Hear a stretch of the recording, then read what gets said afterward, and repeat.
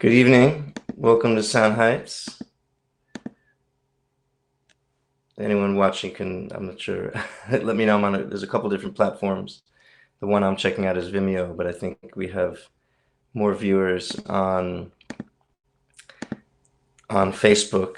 Um, but welcome to anyone who's coming checking this out live or uh, after the fact. The art video is archived. So, still here down in Florida, Sound Heights on the road. Set up a mobile studio down here, and I've been recording some music, which I hope to release soon. And yeah, we're getting things going. Um, so to keep the class going, so do a short class in Chassidus applied to music, and then since we're not normally Thursday nights, we've been doing open jams. People come to the studio, participate. So obviously, New York City's on lockdown. Florida, where I am, is also on lockdown. So the jam is just a jam of one, or maybe two. My wife might come and play bass a little bit later. So we'll start that around 9:30, the live music. In the meantime, I'd like to share some more amazing sources in Chassidus on music, give us insight into our music making, into our lives, into the times that we're in, shed some light on what's going on in the world, how we can contribute as musicians, and how we can appreciate what we have through music, improve our lives through music, etc. So it's telling me it's an unstable connection, so hopefully this will stay online.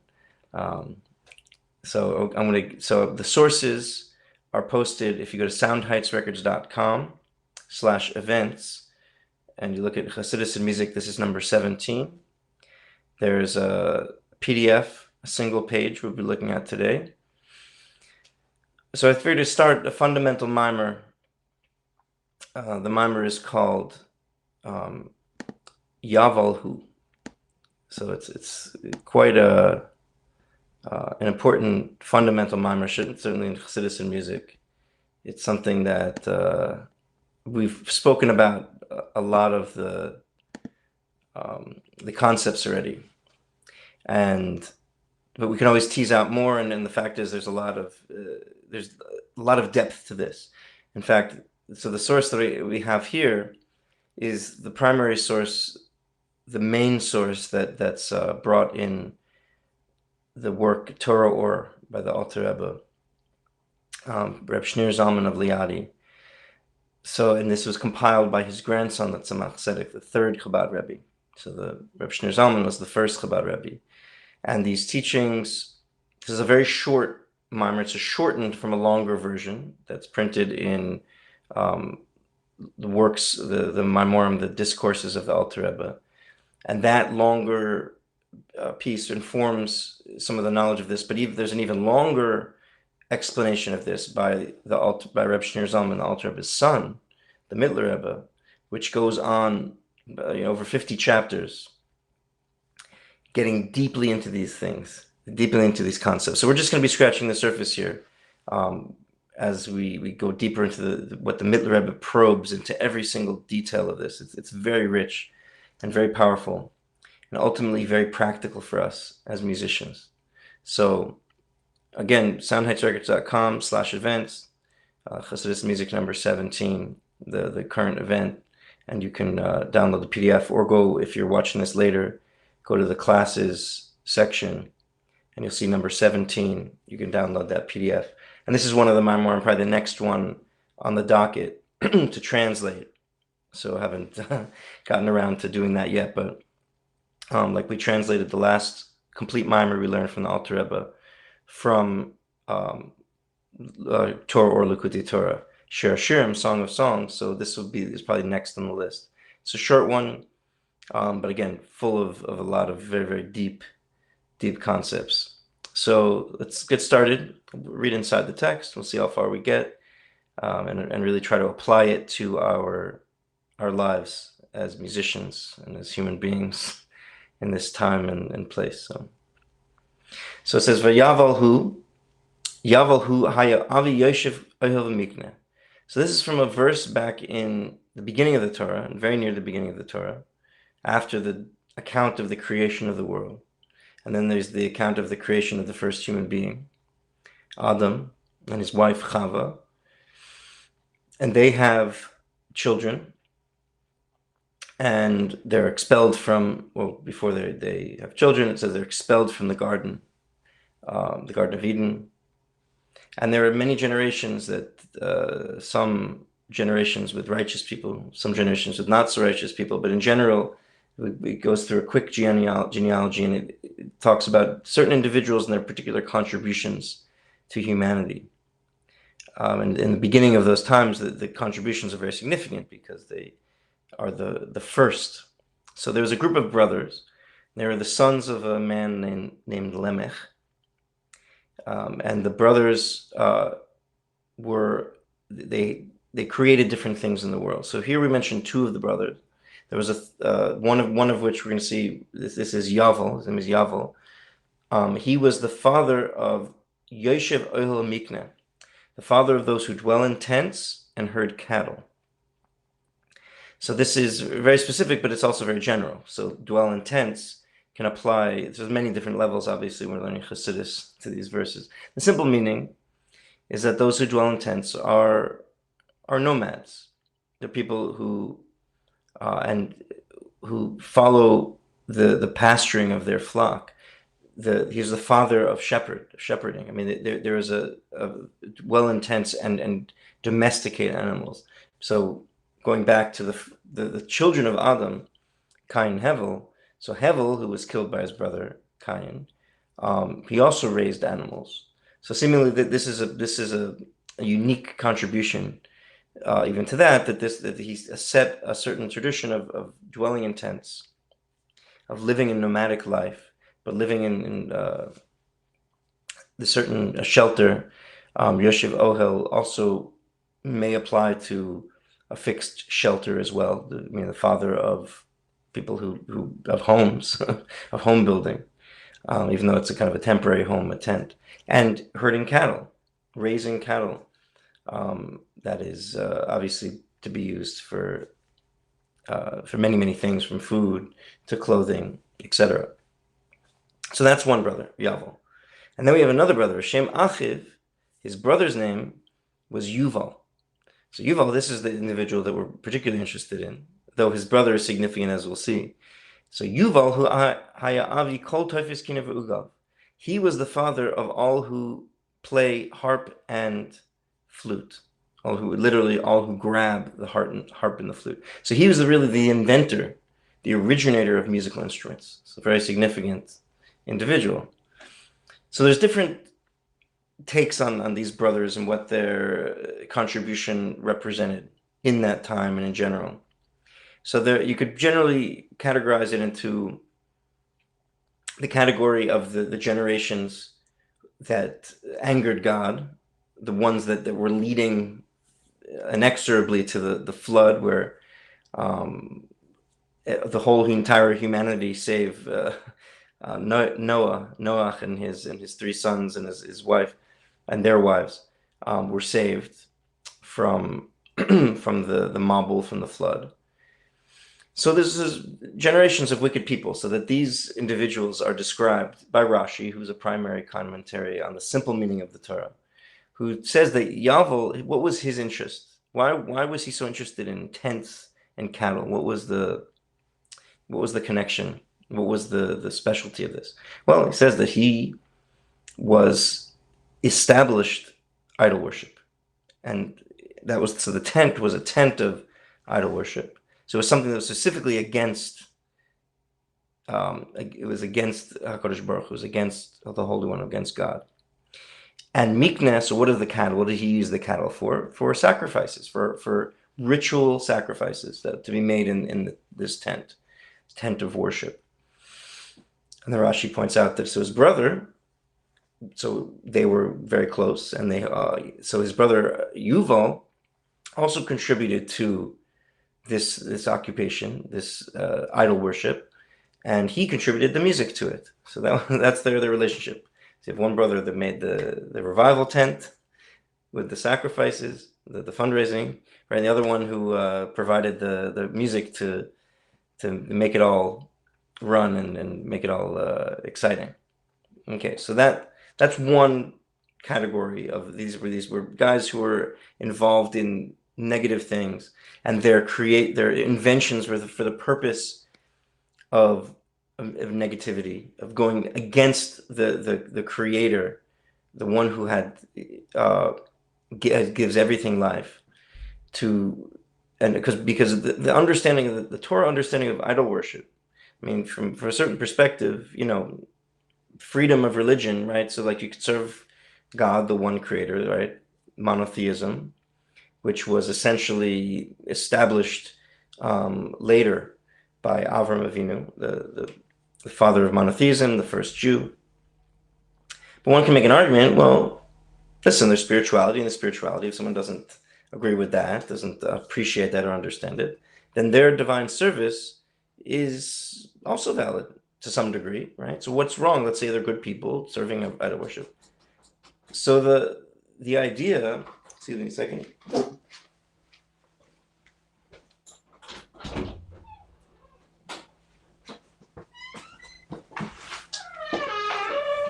So the idea is that the idol worship, especially in those times, it came along with it with a corrupt morality. So it wasn't just the idea that serving idols was just choosing another deity, or choosing another power to pledge obeisance to. It was that the idea that there was no fixed morality, meaning morality was much more determined by circumstance.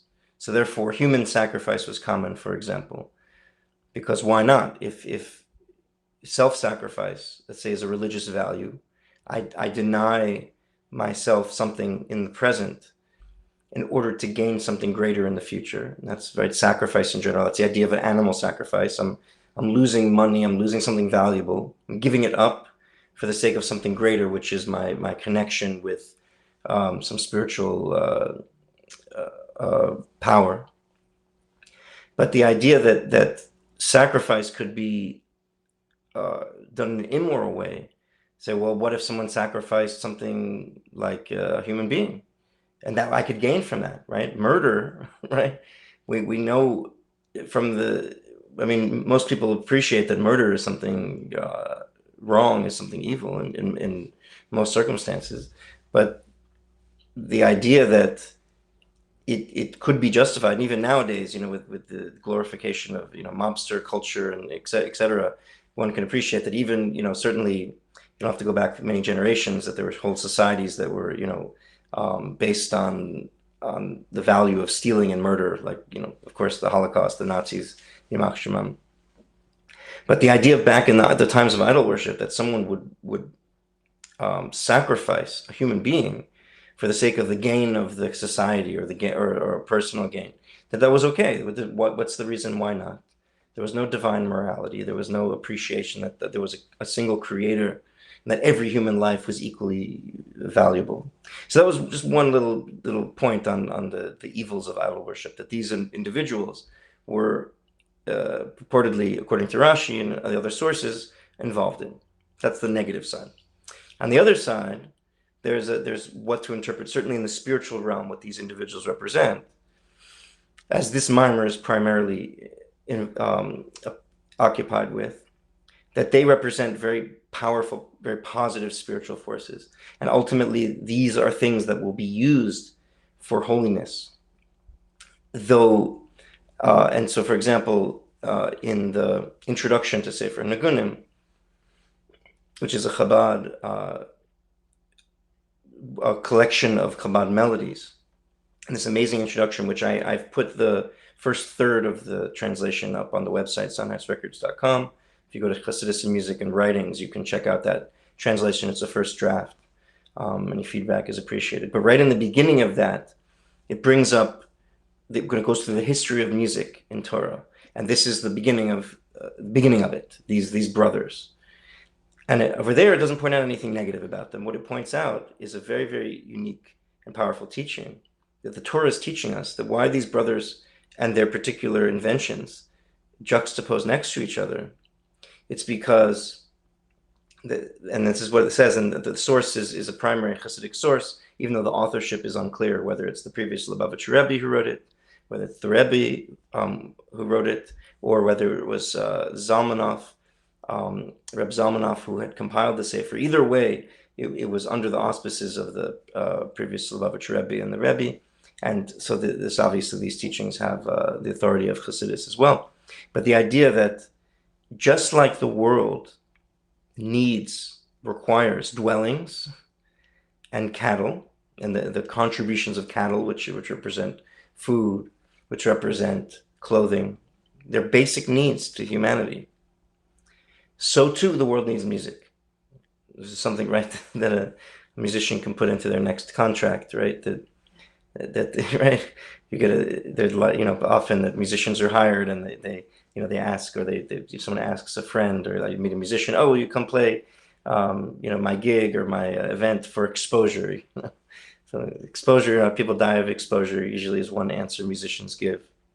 Or, another answer is, would you hire a caterer for exposure? Would you hire a photographer to come and photograph for exposure?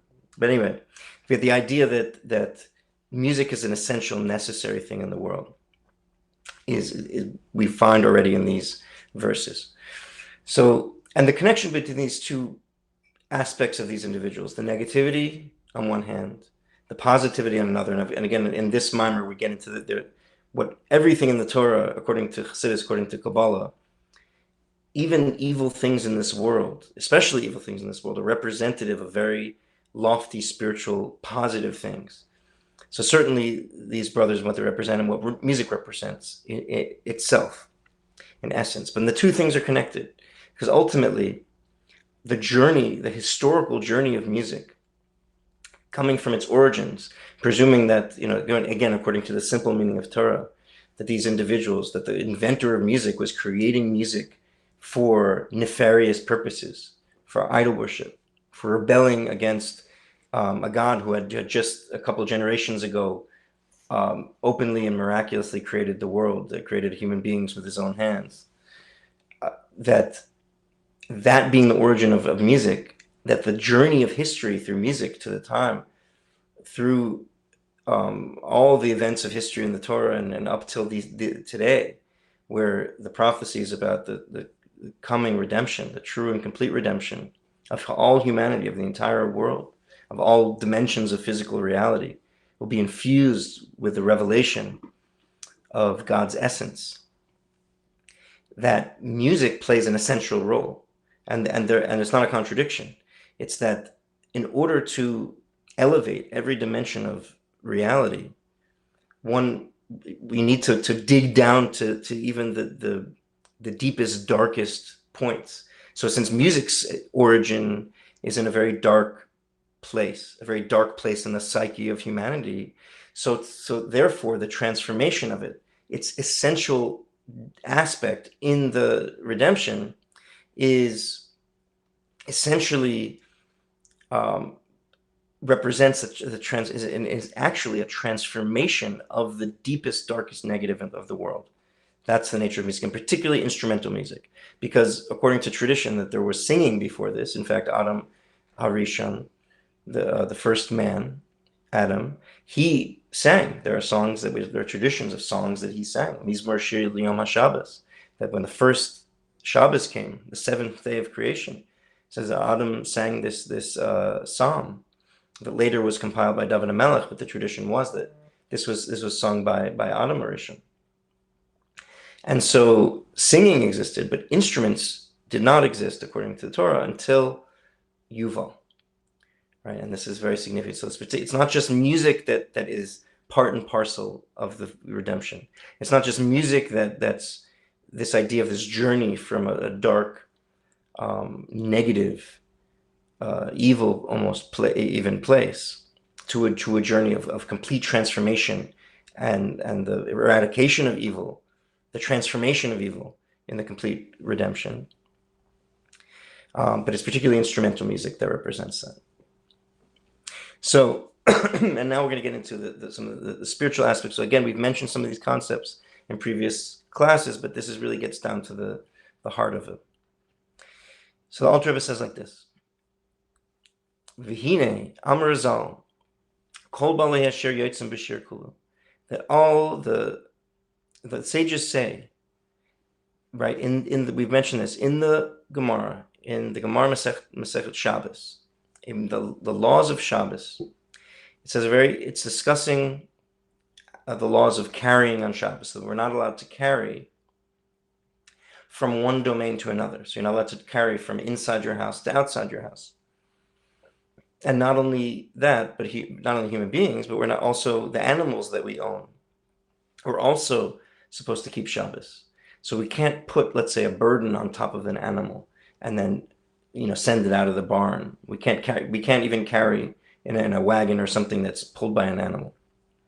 So, but there are certain distinctions, that there are certain things that are considered not carrying, like clothing. Clothing, we wear it. It's not considered carrying, right? So just like we have clothing, animals also have a sort of clothing. And one example of animal clothing that is acceptable to be carried by the animal on Shabbos is a collar. And one of the words for a collar, that the word that's used in this Mishnah is called a share. So the share so the Mishnah teaches us this Jewish law, this halacha. It says, Kol balei sher hasher yotzim b'sher v'nichnasim b'sher.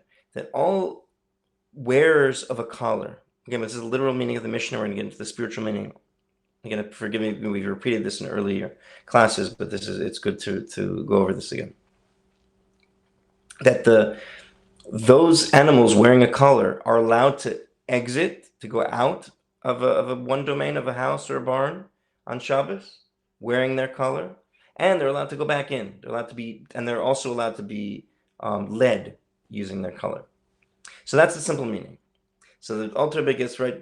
This may be the Alter Rebbe's Chiddush. I haven't heard it from anyone else. There's a famous story that the Alter Rebbe quoted this Mishnah in a famous debate he was supposed to have with opponents of Hasidic teachings, and all these opponents came with their many questions. They're very difficult questions to try to trip the Alter Rebbe up and to expose him as a fraud was their intent. There's a very heavy opposition in the early days of Chassidus to these teachings. So the Alter Rebbe came and he stood up and he quoted this Mishnah, and he interpreted it this way, the way we're interpreting in this Maimer. That share, right, is the same letters and also the word for song, which is shir. So we're going to interpret it in a very spiritual way. Kol balei hashir, all, not those who wear a collar, but all those who wear or are masters of song. They exit with song and they enter with song. And so at that point in the story, when this Alter Rebbe was in this meeting with these opposers, these misnagdim, it was in a town called Shklov. He quoted this Mishnah and he proceeded to say that this represents that all questions will be answered with song, right? Kol balei sher hasher yotzim b'shir v'nichnasim b'shir. Right? You go out in song, right? The questions get all removed, out and in. You can resolve everything with song. So he started singing a niggin, and by the time he finished the niggin, all the questions and objections that they had were resolved, or they didn't have them anymore, and then that was the end of that particular showdown. So here's what the Alter Rebbe says. Pirush, what does this mean spiritually? Shechol bechinas ha'ala memahus lamahus. That every type of elevation, any type of growth, from one existence to another. For example, from the lower Gan Eden, from the lower spiritual realm of the Garden of Eden, to the higher Gan Eden, a kedema, and similar to that, meaning going from one spiritual chamber to another spiritual chamber. And as we'll see, this also applies to dimensions within our own that we can perceive more easily in our own physical reality as well. Hu al yedei hasher, that any elevation is specifically through song. Shehu bechinas bittul hayesh. So what's the connection? Why is song connected with elevation? It's because music, song, represents bittul hayesh, which means the nullification of isness, the nullification of ego, essentially. Yesh is really a subtle form of ego. It's just identity. And so in order to grow from one identity to another, in order to grow as a human being, let's bring it down to practical, because we're going to wrap up this short little class here and get to some live music in a couple of minutes in a separate stream. So in order to grow of any sort, in order to have an elevation of any sort, now one can grow incrementally, seemingly maybe without song, right? Essentially, there is a statement that any kind of growth at all is through music on some level. But here we're talking about specifically, in order to be able to completely transform, in order to be able to completely change identity, in order to do tshuva, let's say, tshuva means a form of return or personal transformation, that someone was in a particular status, maybe they'd said things or done things that are regretful. They want to put them in the past. And not only, and they want to get rid of any kind of stain, those things, those taint that would carry forward. A person does tshuva, they transform their life, they transform their perspective. And in order to do this, one needs to first nullify that first perspective in order to reach a new place, to become a new person.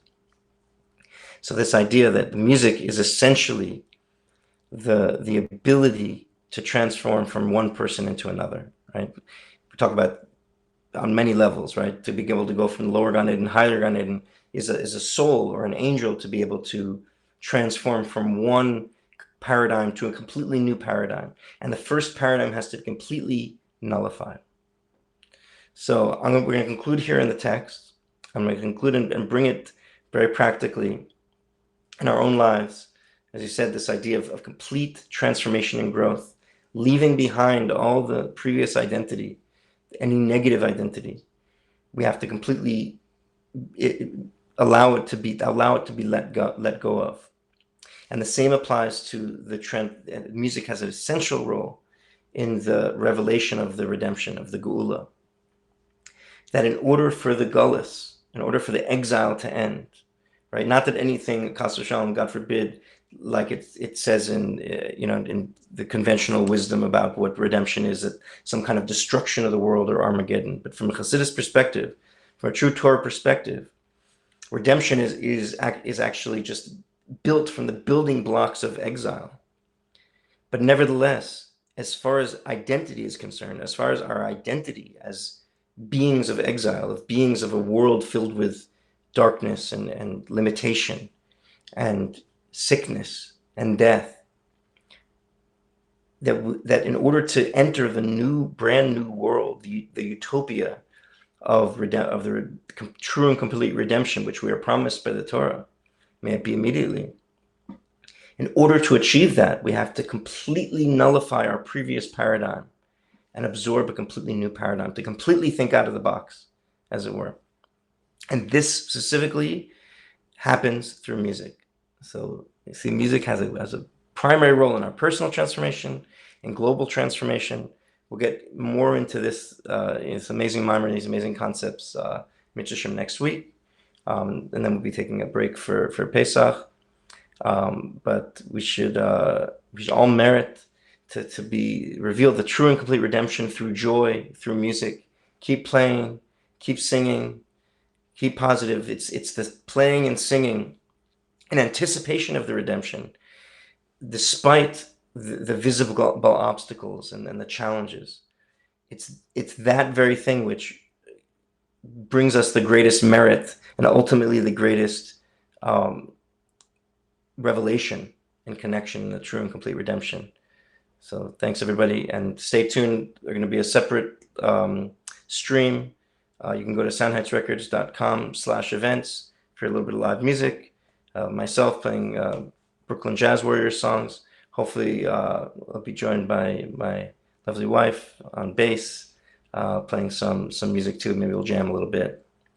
Maybe some Beatles if if the mood is right. Right. So thank you so much, and Mashiach.